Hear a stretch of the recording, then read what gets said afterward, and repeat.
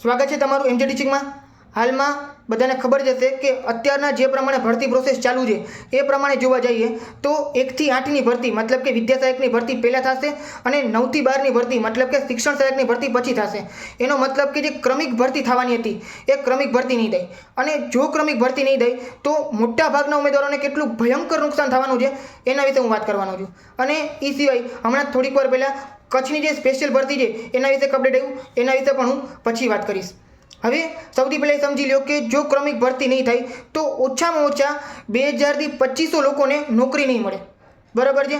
હવે એમાં અમુક જે ઉમેદવારો છે જેનું મેરિટ હાઈ છે 1 થી 5માં અને 6 થી 8માં, એ લોકો એમ કહે છે કે કાંઈ વાંધો નથી, ક્રમિક ભરતી થાય બધા લોકો છે એ વેઇટિંગ લિસ્ટ હશે એમાં આવી જશે, બરાબર। આવું જે હાઈ મેરિટવાળા છે એમાંથી અમુક ઉમેદવારોનું કહેવું છે।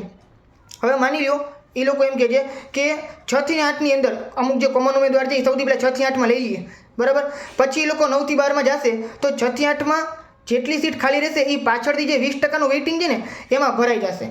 પણ તમે એ સમજો કે 20%ના વેઇટિંગમાં માત્ર 20% જગ્યાઓ ભરાશે, જો ખાલી રહેશે તો 20% જેટલી, પણ કોમન ઉમેદવાર છે એ બની શકે કે 30 થી 40% જેટલા હોય, બરાબર। તમને એક એક્ઝામ્પલ આપું કે સોશિયલ સાયન્સની અંદર 9 થી 12માં જેટલી સીટ છે, બરાબર, એ ટોટલ લગભગ 3500 ઉપર છે, 3500 ઉપર છે, બરાબર। અને માની લો કે 6 થી 8ની અંદર સોશિયલ સાયન્સની 2500 જેટલી જગ્યા આવે તો 20% લેખે તમે વેઇટિંગ લિસ્ટ જોવા જાઓ તો લગભગ 500નું વેઇટિંગ લિસ્ટ થાય। પણ એવું પણ બની શકે છે કે 3500 જે ઉમેદવારો છે એની અંદર 1200 થી 1500 જેટલા લોકો કોમન હોય, બરાબર, અને 2000 જેટલા લોકો પણ કોમન હોય, એવું પણ બની શકે, બરાબર છે। અત્યારે આપણે ખ્યાલ નથી, પણ એટલી તો વાત ફાઇનલ છે કે 500 લોકો તો કોમન ના હોય, 500 થી ઘણા બધા ઉપર હોય જ, બરાબર। હવે માની લો એ લોકો છે એ 6 થી 8માં પોતાની સીટ બુક કરી નાખે અને પછી 9 થી 12માં વયા જાય, તો એ જે 1500 લોકો છે, 1200 થી 1500 લોકો એ 9 થી 12માં વયા ગયા તો પાછળથી 1200 થી 1500 સીટ ભરાવાની નથી, ભરાશે કેટલી? માત્ર 500। તો જે 700 થી 800 લોકોને નુકસાન થશે એ લોકોની સીટ જશે। સૌથી પહેલાં તો આ સૌથી મોટું નુકસાન, બરાબર, જો પાછળથી જે વેઇટિંગ લિસ્ટ ભરાય તો। અને સરકારે અત્યારે ક્યાં ગેરંટી આપી છે? એ તો કીધા જ રાખે છે કે વેઇટિંગ લિસ્ટ ભરાઈ જશે, બરાબર છે। સરકારને તો છેલ્લે એવું જ છે કે બને એટલી ભરતી મોડી કરો, બને એટલા પગાર આપણે ઓછા આપવા પડે, બરાબર છે। સરકારને ફાયદો છે આની અંદર, બરાબર, એ તમે સમજી લેજો। આ તો આટલું બધું પ્રેશર થાય છે, આટલા આંદોલનથી આટલી મોટી ભરતી આવી, એટલે એ તમે વાત યાદ રાખજો। એટલે ભરતી મોડી થઈ અથવા વેઇટિંગ લિસ્ટ ન ભરે તો સરકારને ફાયદો જ છે, પછી પાછળથી વેઇટિંગ લિસ્ટ ન ભરે અને કહી દે કે ભાઈ હવે નવી ભરતી, કારણ કે અત્યારના તો તમે અલગ અલગ ગ્રુપમાં જોતા જશો કેટલા બધા લોકો છે એ નવી પરીક્ષાની માંગ કરે છે, બરાબર। અને એકેડેમીવાળા જે એ પણ કહે છે કે ભાઈ નવી પરીક્ષા આવી જોઈએ। માની લો નવી પરીક્ષા આવી જાય તો વેઇટિંગ લિસ્ટ ન ભરાય, એવું પણ બને, બરાબર છે। અને વેઇટિંગ લિસ્ટ ભરાય તો એ નુકસાન તો છે જ ઘણા બધા ઉમેદવારોને। બીજી વસ્તુ કે ઘણા બધા લોકોને પોતાના જિલ્લા નહીં મળે। હવે હું તમને એક્ઝામ્પલ સાથે સમજાવું કે માની લો તમે જે જિલ્લામાં છો, બરાબર, એ જિલ્લામાં તમારા વિષયની 50 જેટલી જગ્યા છે, કેટલી છે? 50 જેટલી જગ્યા છે। 6 થી 8ની વાત કરું છું અત્યારના, બરાબર। માની લો તમે 6 થી 8ની અંદર જો અને તમારા જિલ્લાની ટોટલ તમારા વિષયની 50 જેટલી જગ્યા છે, અને તમારો જે મેરિટ નંબર છે એ પ્રમાણે છે કે તમારાથી ઉપર લગભગ 59 જણા છે ને તમારો 60મો નંબર છે તમારા જિલ્લા માટેનો, બરાબર। તો થશે શું કે સૌથી પહેલાંના જે 50 લોકો છે એ પોતાના જિલ્લા લઈ લેશે, પછી 51થી લઈ અને 51, 52થી લઈને 60 સુધી તમારો જ્યાં સુધી વારો આવે, બરાબર, ત્યાં સુધી તો તમારો જિલ્લો વયો ગયો હશે, તમારા આજુબાજુના કોઈ પણ જિલ્લા સિલેક્ટ કરવા પડશે, બરાબર છે। એટલે તમને તમારો જિલ્લો નહીં મળે। પણ એવું પણ બને કે ઓલા જે શરૂઆતના 50 લોકો હતા ને જેના હાઈ મેરિટ હતા એમાંથી 15 થી 20 જણા 9 થી 12માં વયા જાય, બરાબર છે, પણ એ ગયા નહીં, એ લોકોએ પોતાનો જિલ્લો લઈ લીધો અને પછી એ લોકો 9 થી 12માં વયા ગયા, તો એ જે સીટ વધી એના ઉપર હક કોનો હતો? તમારો હતો, બરાબર। જો એ પહેલાં વયા ગયા હોત તો તમને તમારો જિલ્લો મળી જાત, પણ તમને ના મળ્યો। શું કામ ના મળ્યો? કારણ કે એ સીટ બુક થઈ ગઈ પહેલેથી જ, બરાબર છે। અને એ પાછળથી એ સીટ કોને મળશે? જે વેઇટિંગ છે એ લોકોને મળી જશે, અને પાછું અગેન વેઇટિંગ ભરાય તો એ લોકોને મળશે, નહીં ભરાય તો એ લોકોને નહીં મળે, બરાબર છે। એટલે ઘણા બધા લોકોને પોતાના જિલ્લા નહીં મળે। હવે એક વસ્તુ ધ્યાનમાં રાખજો કે ભાઈ પોતાના જિલ્લા મળે બધા લોકો એવું જ ઈચ્છતા હોય, અથવા તો જ્યાં રહે છે એની સાવ નજીક મળે એવું જ ઈચ્છતા હોય।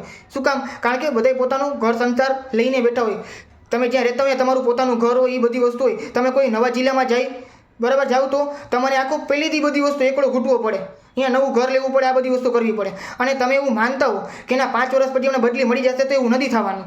એક વસ્તુ યાદ રાખજો, 5 વર્ષ પછી તમે કાયમી થશો, અત્યારે તમે ફિક્સ છો, પછી તમે કાયમી થશો, પછી એ 2-3 વર્ષ પછી બદલી કેમ્પ આવે તો તમને તમારો જિલ્લો મળે, નકર તમારે અહીંયા સેટલ થવાનું રહે. એટલે ક્રમિક ભરતી થઈ એમાં જે બધાનો ફાયદો છે. જો ક્રમિક ભરતી નહીં થઈ તો બની શકે તમને તમારો જિલ્લો ન મળે, અને એવું બની શકે જેનું નીચું મેરિટ છે એ લોકોનો વારો ના આવે. બરાબર છે. એટલે જે લોકો એવું વિચારતા હોય ને કે ના વાંધો નથી ક્રમિક ભરતીમાં, બરાબર છે, ન થાય તો વેટિંગ ભરાઈ જશે, તેવું નથી થવાનું.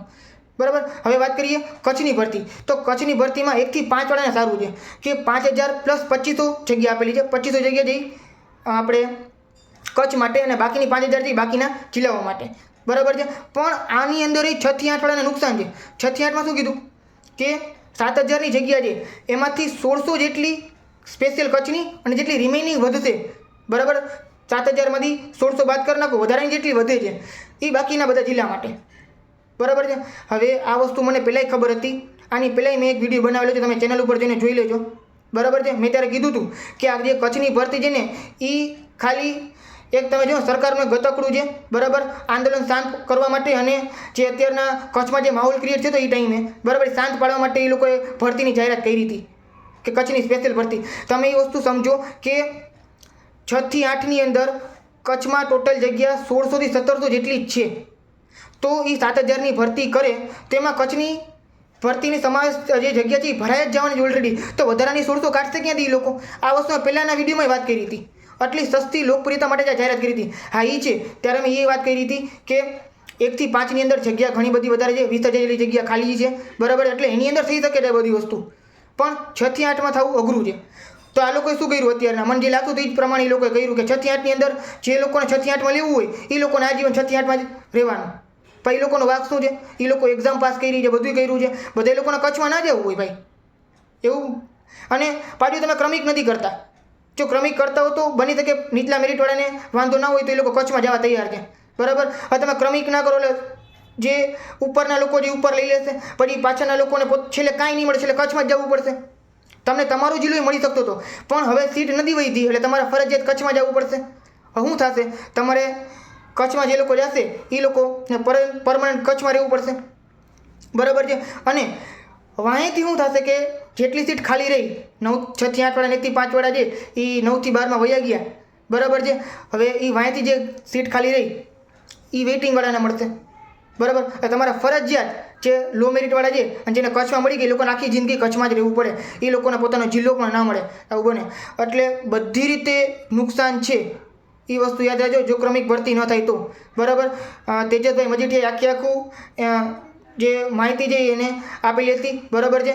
હું બધી વસ્તુ અપડેટ જોતો હોઉં છું એની, અને બહુ સારું એનું કામ છે. અત્યાર સુધી ઘણો બધો સપોર્ટ છે ને કરેલો છે. હું પહેલેથી છે ને આ બધી વસ્તુ સપોર્ટ કરું છું. જ્ઞાન સહાયક જ્યારથી આવ્યું ને ત્યારથી મેં કીધું જ્ઞાન સહાયકમાં ન જવાય. મેં પોતે 2 વાર જ્ઞાન સહાયકના ફોર્મ આવ્યા હતા, મેં ફોર્મ નહોતું ભર્યું.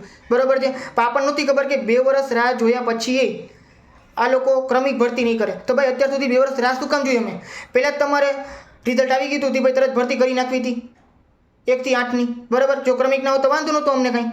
બરાબર. પણ 2 એક્ઝામ લેવાઈ ગઈ એટલે 4 એક્ઝામ આમ તો. બરાબર. વિદ્યા સાહેબ શિક્ષણ સાહેબની જે 2 એક્ઝામ લેવાઈ ગઈ તે પછી તમે ક્રમિક નથી કરતા તો એ વસ્તુ બહુ ખોટી છે.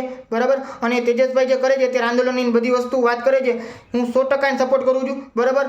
આ બધી વસ્તુમાં જેટલા પણ આમાં યાદ રાખજો કે જે ઊંચા મેરિટવાળા વ્યક્તિ છે ને જે શરૂઆતના 100, 200, 500ની અંદર આવે છે એ લોકોને કાંઈ ફેર નથી પડવાનો. એ લોકોને સાચે કાંઈ ફેર નહીં પડે. એ લોકો બહાર નહીં નીકળે. એ લોકોને તો શું છે, એ લોકોને આમાં મળશે તો આમાં લઈ લેશે, આમાં મળશે તો આમાં લઈ લેશે. પણ જે લોકો એકદમ આમ કહ્યું ને જેના પર લટકતી તલવાર છે, બરાબર, આવું કટોકટ જે લોકો હાલે છે એ લોકોએ બધા લોકોએ બહાર નીકળવું પડશે. પૂરેપૂરું આંદોલન કરવું પડશે. જે કરવું પડે આવેદન સરકાર માની જાય તો ઠીક છે, નકર આંદોલનનો છેલ્લો રસ્તો છે તો એ કરવું પડશે. પણ થાવી જોઈએ ક્રમિક ભરતી. 2 થી 2.5 મહિના પગાર મોડો મળશે તો ચાલશે. બરાબર. પણ ક્રમિક ભરતી થશે તો ઘણા બધા લોકોને રોજગારી મળશે અને ઘણા બધા લોકોને પોતાના જિલ્લા મળશે. એટલે એક વસ્તુ ધ્યાનમાં રાખવા જેવી છે. અને બાકી કંઈ અપડેટ હશે તો આપણે પછીના નેક્સ્ટ વિડીયોમાં વાત કરશી.